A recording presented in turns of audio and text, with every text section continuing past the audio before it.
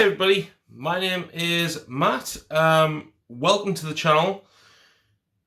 Now, I'm hoping to get this whole channel thing up and started a bit more this year. I'm going to start doing a lot more videos. And today's video is one that I have been wanting to... Sorry, pardon me. Basically, this is a video that this is the type of video I've wanted to do for a very long time. There's loads of YouTubers that I've watched over the years who has done this thing. It's always been a dream, kind of, to get a YouTube channel up and running. And doing this type of video is something that I've wanted to do for a long time. So, today we are going to be having a look at my game collection.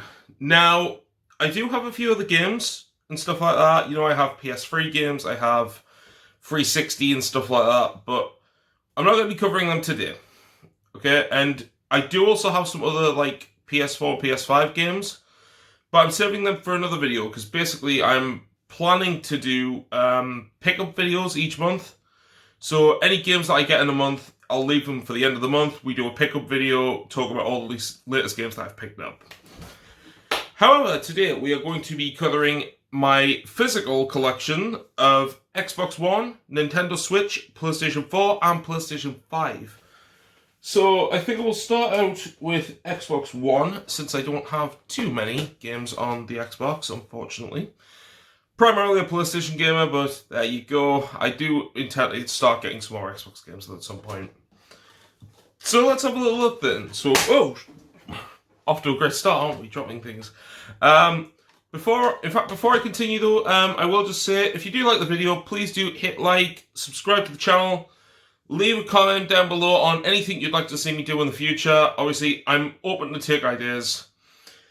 Finally, as well, hit the little bell to be notified. I've got loads of interesting content coming up, loads of exciting stuff that I'm personally excited to start getting down with, start doing some projects. Okay, first things first, Xbox One. We have Sunset Overdrive. Now, Sunset Overdrive... I've just realised this camera is flipped.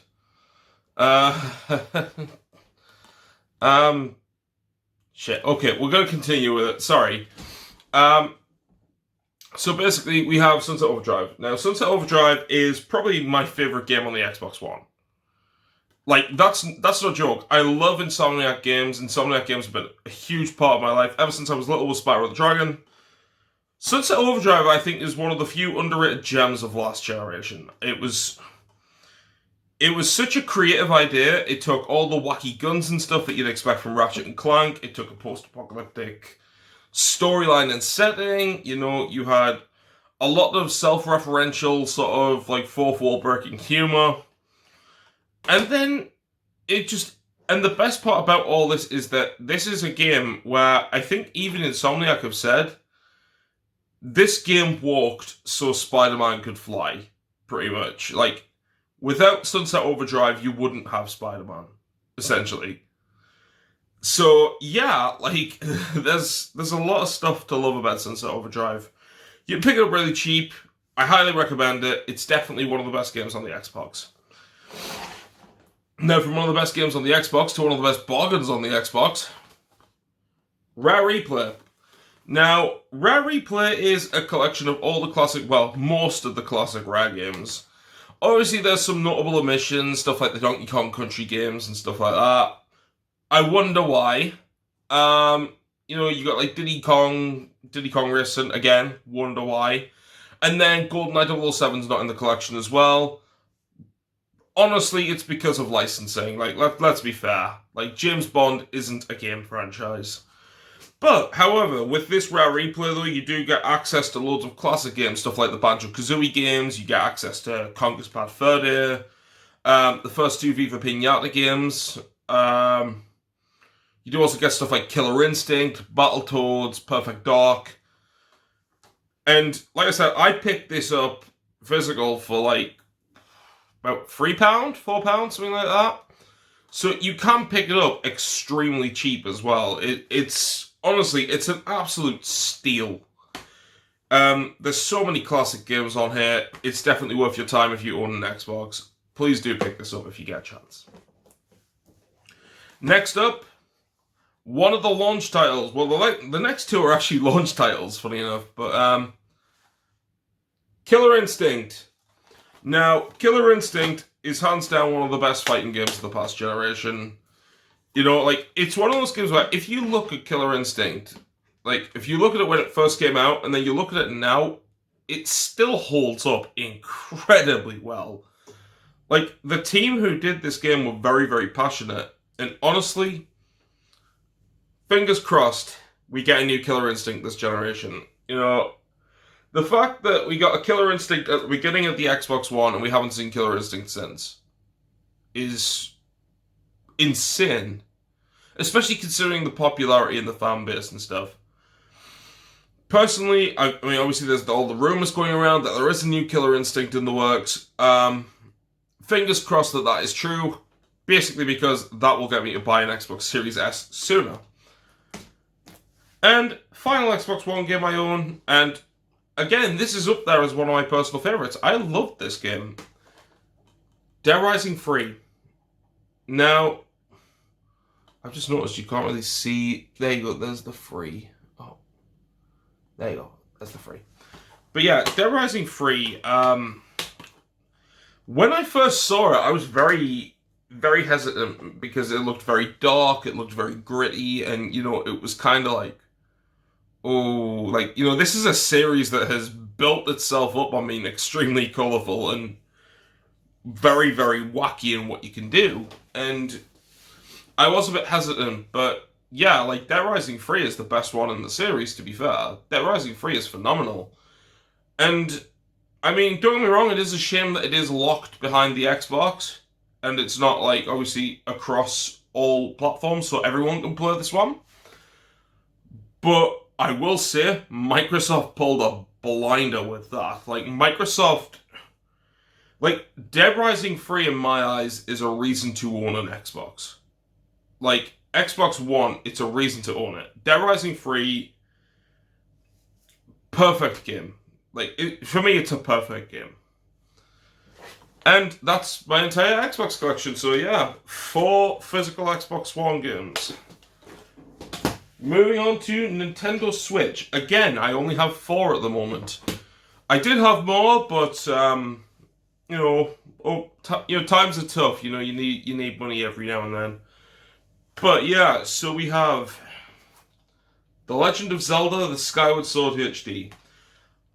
Now, I still haven't finished this game yet. I bought it originally. I'd never played it on the Wii. I was very excited to play it.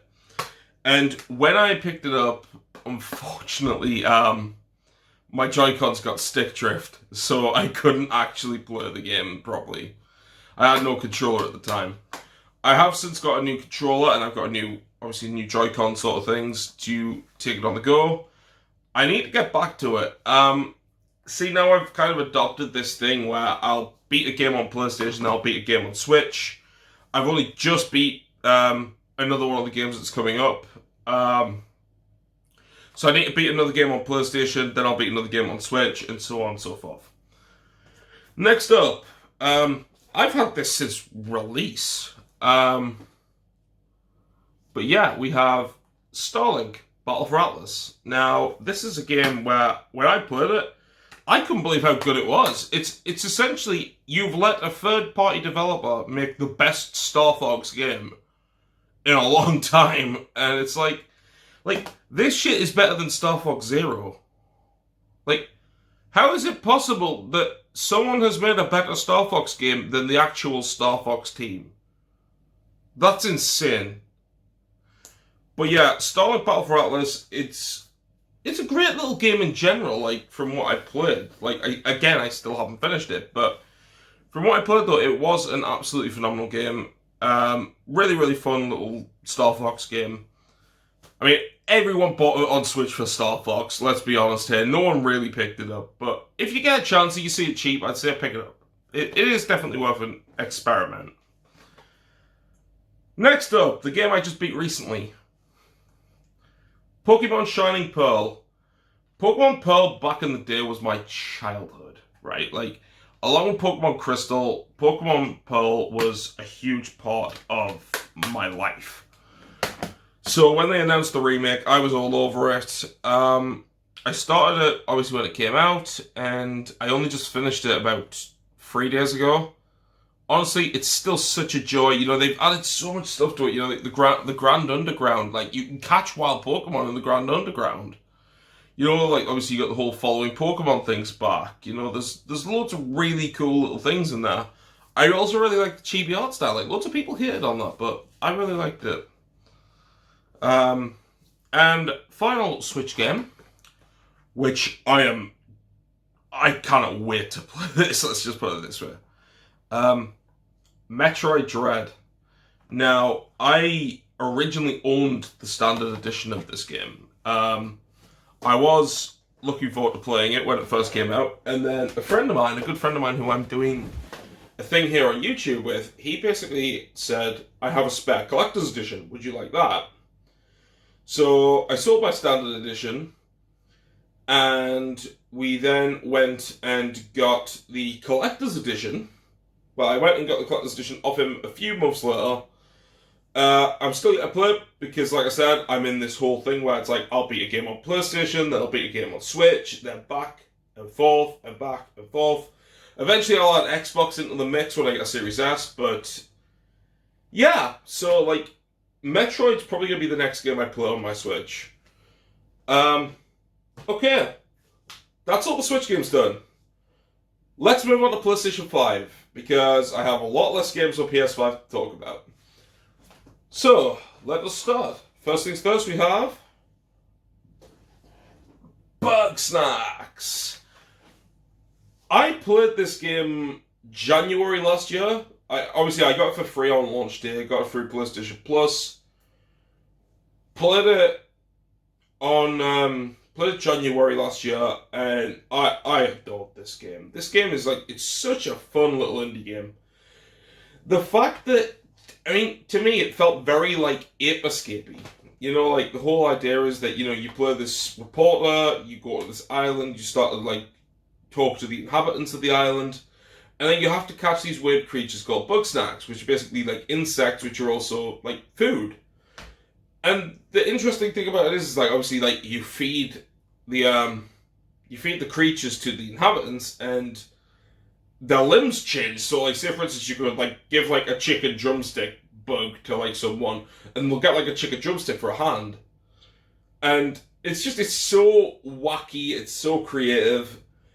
And the thing that's so interesting about Bugsnax is the fact that as you play the game, the story gets a lot darker.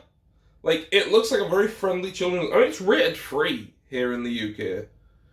But the more that you play that game, the darker the story gets. And so you're ultimately left, like, completely, like, floored by what you're witnessing. But yeah, Bugsnax, definitely worth it. Definitely worth a play if you download it on Plus and you haven't played it, please do play it. It is definitely worth the time. It's not very long to beat as well. Next up, Ratchet & Clank Rift Apart. This game is one of the true definitions of what the PlayStation 5 is capable of. You know, like, everyone talks about, you know, what is true next gen. And I definitely think Ratchet & Clank is a good example of what next gen can be. This is primarily through something called the Rift Tether, where basically you can pull yourself forward in time, and it basically shows off the SSD, essentially, like, because essentially you're traveling across time in a matter of seconds, where normally, obviously, it would take a long time to process that on a previous generation console. Hell, it might not even be able to process that. In addition, you know, you're in planets in seconds, it's barely any load screens, and the game just looks gorgeous. Like, the game looks like a Pixar film. Like, that's how good this game looks visually. The characters are great, the acting, the story is fantastic. It's definitely one of the more lesser talked about games from last year. But, I mean, the thing is, when I played it, I encountered a glitch. That's kind of why I don't really talk about it too much. because it basically reset me back 10 hours worth of progress. And it really annoyed me because I was right at the end of the game as well. But yeah, it's a nice short game. It's one that's fun, and it's definitely worth it if you're a PlayStation fan. There's like lots of little goodies and stuff in there as well. Next up, we have Demon's Souls. Now, I'll be the first to admit I'm not very good at FromSoft games. In fact, I'm terrible at them. I've never beat any game. But Demon's Souls is just breathtaking to look at. Like, if Ratchet and Clank is an example of how a game is next gen in terms of performance, Demon's Souls is definitely one in terms of visuals. Like, Blue Point have done an absolutely phenomenal job replicating the whole, like, FromSoft game from the original PS3. It looks beautiful. The gameplay is nice and solid. It's nice and tight. If you're a fan of Dark Souls, I'd recommend it. Obviously, if you're not too into hard games, you may want to skip it. But yeah, it's definitely an impressive launch title. Whew, I think I'm doing okay so far. I'm not gonna lie, I've kind of had this idea of how this would go in my head for a long time. And yeah, I've always kind of like imagined it like running out of stuff to say and stuff, and like I'm doing okay I think so far. So next up, one of the best games of 2019. One of the best games of 2019. It got re-released on the PS5 in 2020. Devil May Cry 5 Special Edition. This fucking game, like, the soundtrack. Oh boy. You have Devil Trigger. Like, Devil Trigger was a song that literally people would not shut up about for the longest time. Then you had Subhuman, which, it caused a bit of controversy, let's just say that. And then, and now with this version, you have Bury the Light, which is the Virgil theme, and oh boy, yeah, like that's that good stuff. That's that good shit right there. Virgil as well as a game, like as a character, just plays so goddamn good. Like, he's very much a glass cannon. It's like, like obviously he can do shit tons of damage, but at the same time he can go down like a light. He's a very technical character to use. Devil May Cry 5 had one of the best stories in the game. Probably one of the best stories in the Devil May Cry series, to be fair. But yeah, it's definitely one that's worth checking out. It's true Devil May Cry. Like, if you played the previous Devil May Cry games and then you played DMC and DMC wasn't for you, Devil May Cry 5 is true Devil May Cry. Add in the fact as well, like, Legendary Dark Knight mode, where it's just like hundreds of thousands of demons just charging at you at the same time. You've just got to kind of like cut your way through. Oh, honestly, I can't praise that game enough. And speaking of games I can't praise enough, one of my probably it's tied for my favourite game of all time, along with the original version of this game. Final Fantasy VII Remake Into Grid. Now, like I said, there's not really too much I can say on this game because, as I said, it's my favourite game of all time. I'm going to have bias towards it. But I'll try and give a few little brief words and stuff. The story is absolutely remarkable. The characters, I love the characters in original FF7, but the characters are given new context, new light and stuff because of the voice acting, because of how the voice actors bring the characters to life. Cloud is still a moody bastard, but Cloud at the same time, he's got more depth to his personality. I'm not saying Steve Burton was bad. I'm just saying that Cody Christian, does such a good job with Cloud, though. Brianna White as Aerith, you've got Britt Baron as Tifa. Britt Baron as Tifa is... Wow. like really, really good. And then, of course, cannot forget John Eric Bentley as Barrett, who Barrett's got this line, or Barrett's got this scene in the game, and every time when I see that scene, I crack up, like tears down my face. And it's because of how well, like, Bentley, like, delivers the line. Like, it's how he delivers the lines, and especially when you see, like, how Barrett's acting in the scene, you're there, like, completely, like, shook. It's incredible. The soundtrack is absolutely phenomenal. The visuals are great. I mean, the best thing about the PS5 version is that it adds, like, quality of life stuff. Like, it's got better textures and stuff, so everyone complained about a goddamn door in Midgar, and now the door is fixed. The game runs at 60 frames per second on the PlayStation 5, which is really, really good. And then also on PS5, exclusively on PS5, you have the episode intermission DLC, which adds Yuffie to the game. So you basically play around as Yuffie. It's got kind of like a tag team mechanic to it. You've got 4 condos in there. Honestly, if you're a Final Fantasy VII fan, picking up the PlayStation 5 version is definitely worth your time. Next up, we have Ghost of Tsushima Director's Cut. This was my second place last year for Game of the Year. Like, that's no joke. Like, well, not last year, sorry. I keep forgetting we're in 2022. In 2019... No, sorry, in 2020, Ghost of Tsushima was one of my contenders for Game of the Year.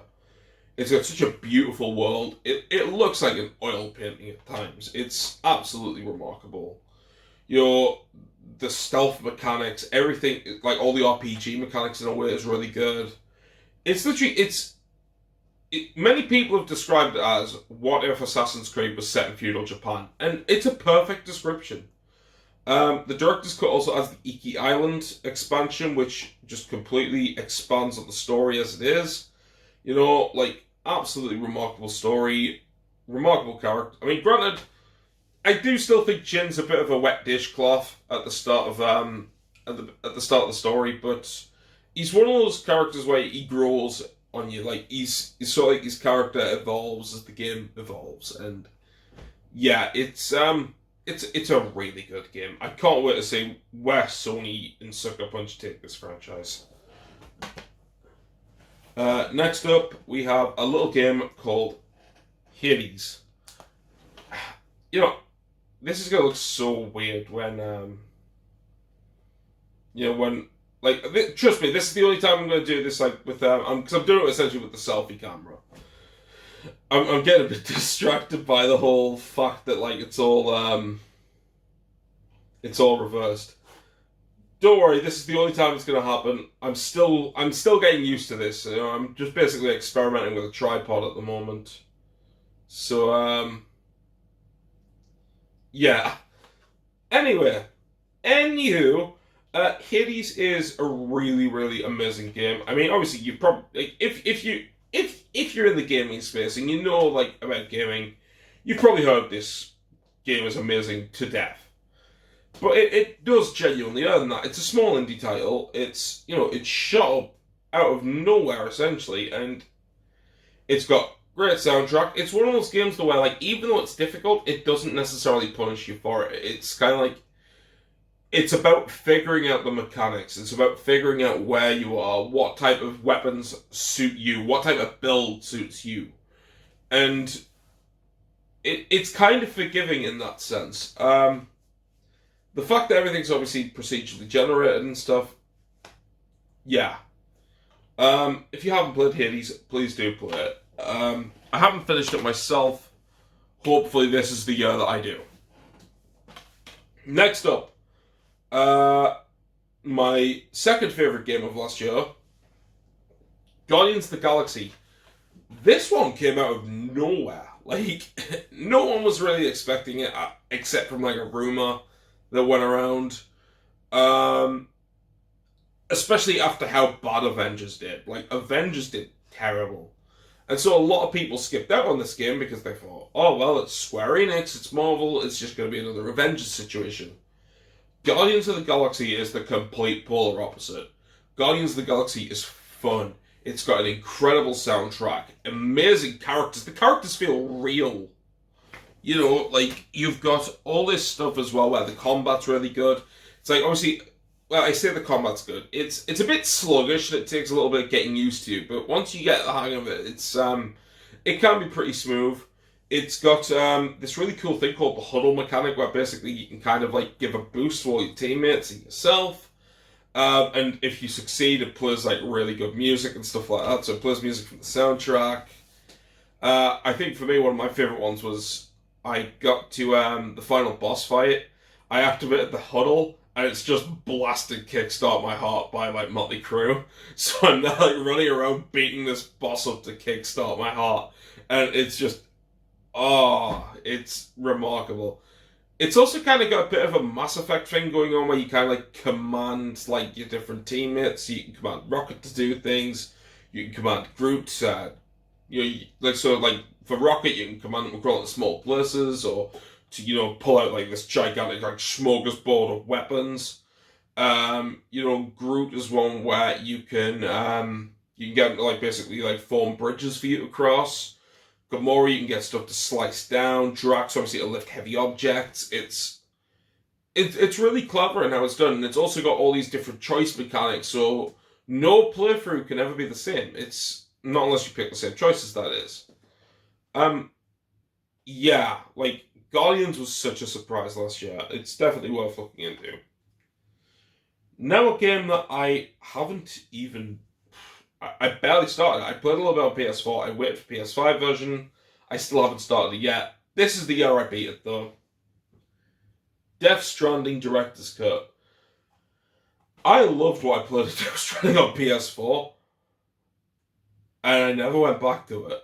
And I don't know why. It's one of those games where... I work in a game store, and... lots of people have came up to me and asked, is Death Stranding any good? And it's one of those games where you just kind of like... it's so hard to explain how this game is. It's like, you can't really say it's like a UPS simulator, because, I mean, it is, but you can't really say that, because then that will put people off. But it's all those things where I always say to people, if it looks like it's going to interest you, or it looks like it's piqued your interest...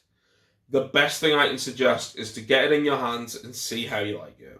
That's the best thing I can say about Death Stranding. It's one of those games where once you get your hands on it and you start playing it, you kind of get it. It's so weird. Kojima is like the ultimate mindfuck, like master of mindfuckery though, so I'm not surprised. Next up, we have... Away, the survival series. I saw this obviously on the State of Play in May 2019, I think it was. I think it was May 2019, because it was, I'm sure it was the same State of Play where we got the first information about Final Fantasy VII Remake being at E3. I'm sure it's also the one where we got Predator Hunting Grounds. But basically, Away is it's a small indie game. It's basically about a sugar glider, and so it's kind of like done in the style like Richard Attenborough, not Richard, sorry, David Attenborough. It's done in the style like a David Attenborough documentary, and you're kind of like you're observing the life of a sugar glider and how it tackles predators like spiders and stuff like that, and it's like you've got to like help protect your mother and your baby. And your baby sibling, and you gotta like scour for food and stuff like that. And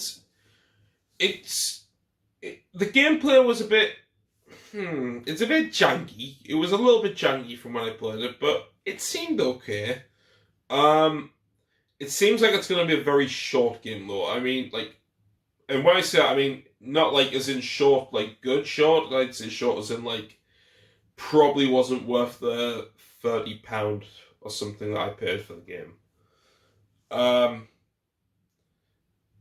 get me wrong, it's, nice, interesting little concept and stuff, but it's one of those things where I think it needs to be a bit more polished, at least from what I played.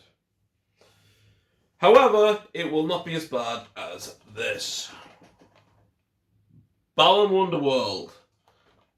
Now, that's a game I had a lot of hype for. I feel dirty. I feel dirty saying that. I love Knights. I love Sonic. I love most of the games that the creator of Balan Wonderworld has done.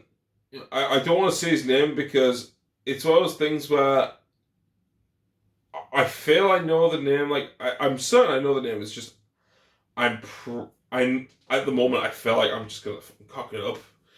I mean, you need to consider, guys. It's like 6 in the morning. I've only just woke up not long ago, but yeah, Balan Wonderworld was such a disappointment. It was a 3D platform. I was excited as well. I love 3D platformers, but it's so oversimplified. Like you press any button and it does the same action, and like why? Have a bit of variety. Like, for example, like, if a suit that you have cannot jump, you can't jump. Like, you should never remove a jump button. Never remove a jump button, especially when all the other buttons do the same thing. It felt very bland at times. There wasn't stuff that really, like, appealed. I mean, the thing is, I never actually finished the game because of it. I got like World 3 or World 4 and then I stopped. But I'm thinking about trying to see it through this year. Maybe try and do a review on it at some point. But yeah, it wasn't good from what I played. The only thing I can give it 100% praise about was its cutscenes, and its cutscenes were fantastic.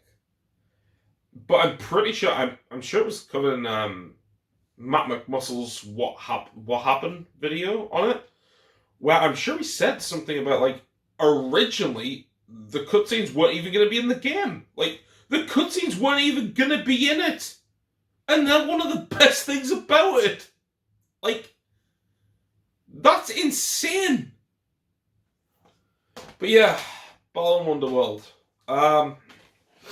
Next up is a game I still need to play. But I love the show. So, Demon Slayer, Kimetsu no Yaiba, the Hinokami Chronicles. Try saying that when you're pissed. Basically, Demon Slayer, from what I understand, it's like a 3D fighting game. So it's like a arena fighting game kind of thing. But the reason I picked it up is because when I saw the footage during, I think it was like a state of play or something, it was during the bit when they go, like when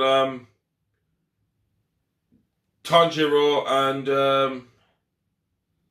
I think is it Zanitsu? I think it is. I haven't seen Demon Slayer in a few months, sorry, but Zenitsu. Yeah, they go into like this mansion to save these little kids' big brother, and they basically encounter like a bunch of demons. It's where they also encounter Inosuke, who's like the pig-headed guy. But yeah, like I saw the footage and it looked like a hack and slash, and I was like, "What?" I was like, "I thought this game was a fighting game." And I picked it up. I still need to pop it in yet. But I've heard good things about it. It's one of those ones that went sort of under the radar because, well, it's an anime game. And anime games tend to go under the radar unless it's Dragon Ball. Let's be honest here. But yeah, I am very excited to like pop that in and eventually give that a go. Next up, we have another game I haven't played yet, but I've heard amazing things about. Ghost Runner. I remembered when I first heard about that game, it was one of those things where I heard it was essentially a samurai game meets Mirror's Edge, and I love Mirror's Edge, so Yeah, I had to go all in on that. I picked them relatively cheap as well. Like with my discount, I managed to get it for about £18, I think it was. But it's a game I've heard is extremely hard. Like I haven't played it yet, but I'm kind of excited for the challenge. I mean, I'm hoping I can beat it, but yeah, it's definitely one that's on my radar. It's definitely one I want to try and play through at some point. Next up, Deathloop. So this is the timed exclusive to PlayStation, since Microsoft of course bought Bethesda. Originally, I wasn't going to pick this game up. I'm not even lying. I wasn't going to pick the game up. Main reason was because of the over marketing. It got to a point where I felt exhausted. I felt like I played the game before I played the game. And it dropped really, really low in the Boxing Day sales. I thought, okay, you know what? I'll pick it up. No, not Boxing Day, Black Friday. It dropped really low in Black Friday sales. So I thought, okay, I'll pick it up. I'll give it a go. And it's good. It's very good. The character of Colt is amazing. Like some of his just his self commentary when he's talking to himself and when he's talking to Juliana and stuff. It's really, really good. I really like the whole time mechanic, like the time loop mechanic and concept and stuff. Um, Essentially, it's Dishonored. Like let's be fair here. It's Dishonored if it was stuck in a time loop. Um, it is definitely one worth playing. I'd say pick it up cheap. Because again, it's essentially just Dishonored Groundhog Day. But yeah, I'd say definitely worth trying. And I mean, obviously, Xbox users, when it eventually hits Game Pass, which I'm assuming will probably be about September this year. Um, I highly recommend giving it a download on Game Pass. It is a good game. You guys will enjoy it when it comes out. Next up, just trying to figure out. So the next two are also games I haven't played, and then the last three are games that I've played. So we have Greek, Memories of Azure. Now this is a small little indie game. I saw it during I think it was the Games Radar Future Games show I saw it in. It was kind of like a showreel thing from Team 17. And it looked really, really interesting. It's essentially it's a Metroidvania, but you control three characters at the same time. And I love the idea of solving puzzles. So you'll use one with a shield to sort of block lasers and stuff coming down, but then you can sort of solve puzzles on different sides of the thing with the other two characters. Again, I need to get around to it. Honestly, I've had that much on my docket that I've just not had the time. This year though, I'm intending to play a lot more games. I'm going to start doing reviews and stuff for the channel. I'm going to be doing some other different things, maybe some random gameplay sessions and stuff. So I really do hope you guys are looking forward to content coming in the year. And the next one is the final one that I haven't played yet. The Pathless. Now, this was a launch title. It was either a launch title or it came out just after launch. A week later or something. But it looks like such an interesting game. The fact that essentially, you're shooting targets, you're breezing through this sort of this giant wilderness. There's a lot of games like that on PS5 though, I've noticed. Because of that, and then there's obviously the recent release, Solar Ash. But yeah, it looks very, very. Sorry, I keep blocking my face on the camera. Yeah, it looks very, very interesting, and I'm very excited to finally play it. It's Annapurna as well, and Annapurna's always had a good track record with me. I loved What Remains of Edith Finch. I loved Donut County. I'm sure I've played some other really good Annapurna games as well. I can't even think, but I have played it like Annapurna games. Next up, a game that kind of divided the audience, I think, when it came out. The Medium. Now, The Medium is from Bloober Team, the team behind Layers of Fear, Observer, Blair Witch, and also the team who were rumoured to be working on Silent Hill after a recent partnership with Konami. But see, The Medium is one of those games where I think for me it's a good sort of experiment, and it kind of sets the tone of that they're trying different things for stuff like a possible Silent Hill game in the future. You know, the whole fact of the two different worlds and stuff. I mean, granted, with Silent Hill, it's usually the world takes over and then you're trapped inside this different world, whereas in the Medium, both worlds are sort of side by side. You're controlling both at the same time. It's a bit of a weird mechanic to get used to, but when you find out that you do different puzzles in different worlds and stuff like that, and you need to find things, in one world to activate things in another. It's pretty creative. It's got a fantastic soundtrack by Akira Yamaoka, of course. The only thing is the story's kind of hit and miss. There's times the story's really good, and there's times where it falls flat. The ending also wasn't very great, in my opinion. But yeah, I think the thing is as well, they sort of experiment a little bit with combat, but they don't do too much with it. I will say, if you've got Game Pass, definitely do play the Medium on Game Pass. It's at least worth downloading on Game Pass. I'll say that. If you're playing on PlayStation, though, I'd say maybe wait for a price drop. But it is a good game. It was good. It wasn't great, though. Next up, Sackboy: A Big Adventure.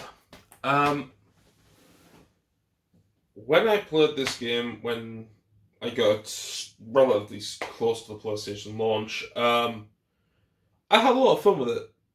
Granted, there was times where I was infuriated with it. It annoyed me a lot at times. But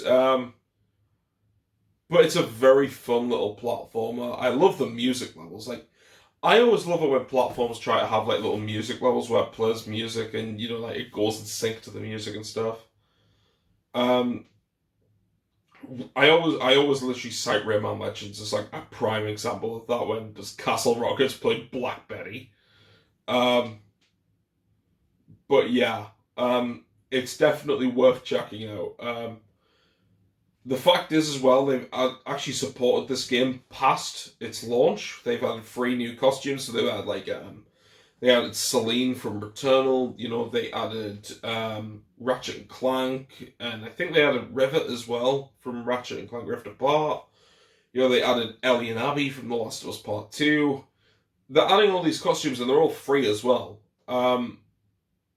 Like I said, and then obviously if you want to challenge yourself, you've got the Knitted Night trials, which are these little time trial things. And Sony add new ones of them every few months. They do these little challenge things. Yeah, Sackboy's a fun one, and especially if you have young kids, it's a really good one for little kids, and it's also co-op. So if you want, say you want parent and child bonding time, you can pop that on and you can play co-op. It's a good game. It is a good game. It's not as good as Little Big Planet 2 or any of the it's better than Little Big Planet 3, but anyway, it is worth picking up. And finally, I would have said this was one of my favourite games of last year, but I never beat it because it is incredibly hard. Apparently, it's been a bit more manageable since, but Returnal. Now, I mentioned Demon's Souls as an example of what visuals can look like on PS5. I mentioned that Ratchet and Clank is a good example of performance. Returnal is a good example for next gen of the whole package. It looks visually stunning. Its performance, it's incredibly fast paced. And the best part is in terms of the gameplay, it feels so video gamey, and it's such a weird phrase to use that, but it's the best way to describe it. It feels very arcadey. It's very fun. You know, like, even if you like, and this is the thing, right? Runs can last a long time in Returnal because it's all obviously it's like a roguelike. Everything's procedurally generated. If you die, you start at the very beginning. It's one of those games where even if you die, it's that fun that you kind of like just go back at it again. And you know, like, and that's the weird thing, like, with games like, for example, like, stuff like Dark Souls and stuff, whenever I've died, and it's been really hard for me, I've given up, but whenever I played Returnal, there was loads of things where I'd die a lot, and I'd constantly be going back in, trying it again, and constantly trying it again, trying to be better, and trying to find different weapons, which I think will work better for me, and all these different sort of, like, personal upgrades, and that's the fun of video games. It's trying to figure out something, and trying to conquer it. It gives you a goal, you know? Yeah, if you have a PS5 though, please do pick up Returnal. It's definitely worth your time. I was going to do the PS4 games in the same video, but I think I'm actually going to leave that. I'll do a separate video for PlayStation 4 because my PS4 games, I have more than my PS5, Switch, and Xbox One combined. Yeah, I have a lot of PlayStation 4 games. But yeah, I really hope you guys like this video and just like listening to me waffle on for the about... it is just under 50 minutes here on the timer. I really hope you've enjoyed this video. If you did like it, like I said, please hit the like button, subscribe to the channel, hit the little bell to be notified, and like I said, comment down below on any content you'd like to see on the channel. I've got a lot of stuff planned. I'm really, really hoping you guys will like what I've got planned for the channel over the next year. And honestly, thank you for just tuning in. I really do appreciate it. Anyway, guys, I'm going to get going. Until the next time, peace out.